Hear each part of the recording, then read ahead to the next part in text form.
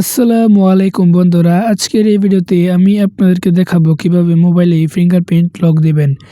তো fingerprint lock দেওয়ার জন্য প্রথমে আপনারা মোবাইলের সেটিং অ্যাপটা ওপেন করে নেবেন। তো দেখতে পাচ্ছেন আমি সেটিং অ্যাপটা ওপেন করে নিলাম। তো তারপর এখান থেকে আস্তে আস্তে নিচে আসবেন। নিচে আসার পর দেখতে পাচ্ছেন এখানে লেখা সিকিউরিটি, এই সিকিউরিটি অপশনে ক্লিক করবেন।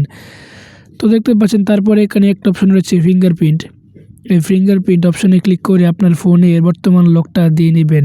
তো দেখতে পাচ্ছেন আমি লক দিয়ে দিলাম। তারপর দেখতে পাচ্ছেন একটা অপশন রয়েছে অ্যাড ফিঙ্গারপ্রিন্ট, এখানে ক্লিক করব। তারপর এখান থেকে নেক্সটে ক্লিক করব।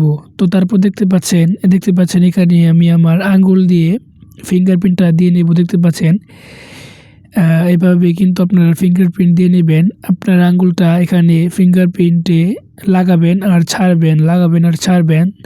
তো তারপর দেখতে পাচ্ছেন আস্তে আস্তে এখানে দেখতে পাচ্ছেন এটা হয়ে গিয়েছে। দেখতে পাচ্ছেন তারপর নিচে দেখতে পাচ্ছেন এখানে লেখা ফিনিশ, এই ফিনিশ অপশনে ক্লিক করব।